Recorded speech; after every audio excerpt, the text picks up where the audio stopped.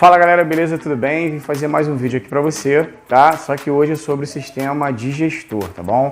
Os alunos me pediram bastante para fazer esse tema e aí a gente vai falar sobre o sistema digestor hoje, tá legal? Hoje a gente vai dar a anatomia do sistema digestor. Normalmente a gente dá anatomia e fisiologia junto, só que o vídeo vai ficar muito longo, então eu preferi fazer a anatomia primeiro e depois a gente fala da fisiologia. Então eu vou fazer sistema digestor 1 e sistema digestor 2, beleza?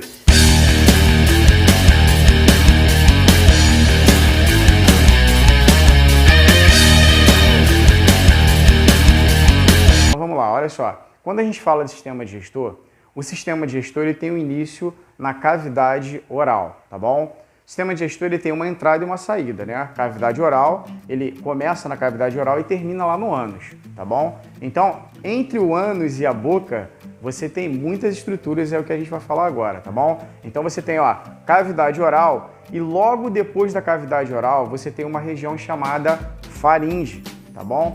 A faringe, ela é dividida em 3 regiões, tá bom? Olha só, presta atenção. A primeira região da faringe, ela tem contato com a cavidade nasal. Isso mesmo. O ar entra por aqui, ó, e ele quando chega aqui nessa região, se encontra numa região da faringe chamada nasofaringe, tá legal? Uma outra região da faringe é a orofaringe, que tem contato com a cavidade oral. Então, quando você engole ou você bebe alguma coisa, o ar ele passa por aqui, ó, e chega até a sua faringe.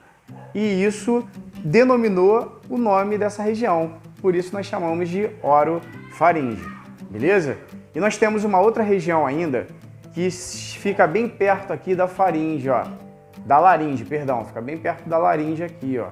Nós chamamos essa região de laringofaringe, tá?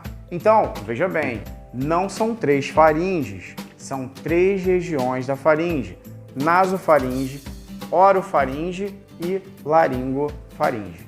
Beleza? Tranquilo? Então vamos lá, olha só. Mais abaixo, depois da faringe, a gente tem uma região chamada esôfago, tá? Uma estrutura chamada esôfago, que é um tubo, né? O esôfago é um tubo que vai levar o alimento, conduzir o alimento, que pode ser líquido ou sólido, até o estômago. Só que ele recebe nome pelas regiões por onde ele passa, tá bom? Então, olha só, quando ele passa aqui na cervical, a região do esôfago que passa aqui, nós chamamos de esôfago cervical, tá? Quando passa na região do tórax, nós chamamos de esôfago torácico.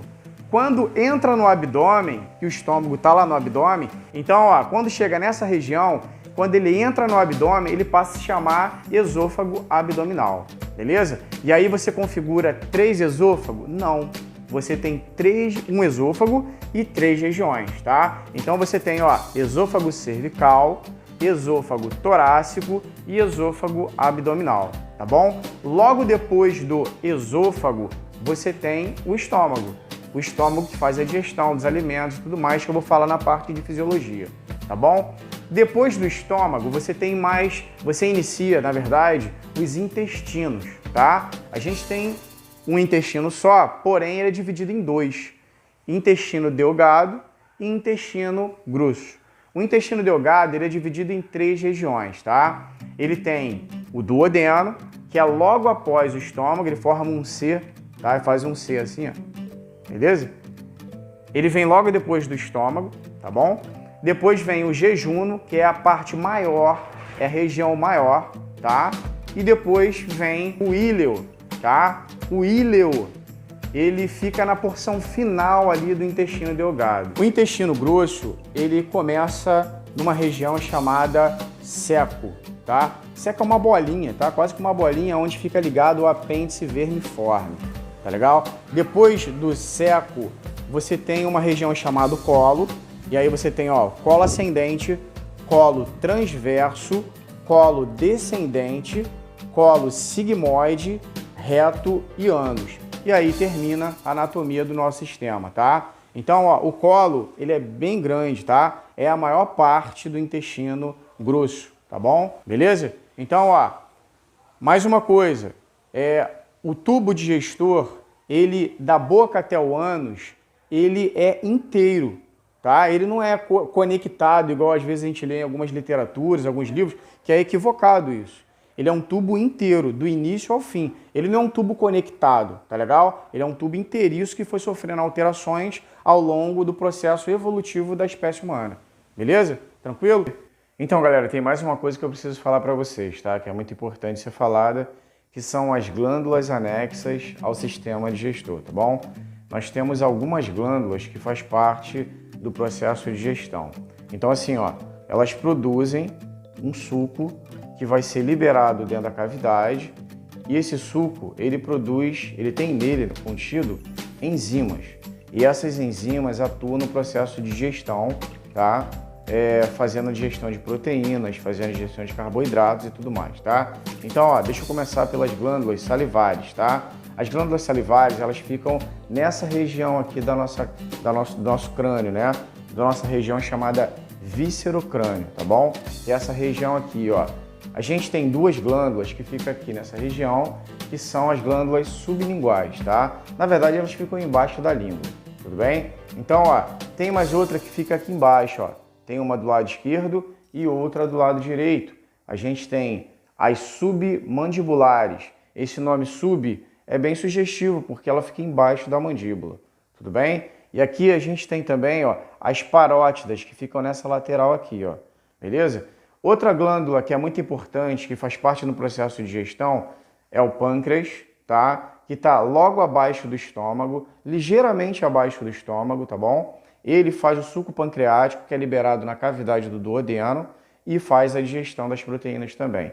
Digestão da proteína que veio fragmentada já do estômago. Quando eu falar da fisiologia, da parte da fisiologia, eu vou falar melhor sobre isso, tudo bem? Então, olha só, a gente tem também a glândula fígado, que é uma glândula extremamente importante pra gente, tá bom? A glândula fígado, ela faz tudo no nosso corpo praticamente, tá? Então, assim, ó, é uma glândula que ela produz um suco, tá?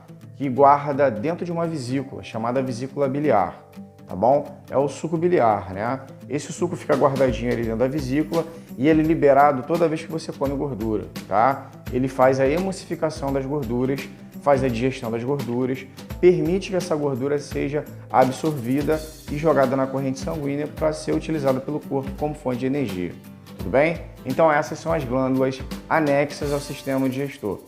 Uma dúvida, uma curiosidade, uma observação, tá? Algumas pessoas acreditam que a vesícula biliar, ela é uma glândula. Não é uma glândula. Por quê? Porque ela não produz nada.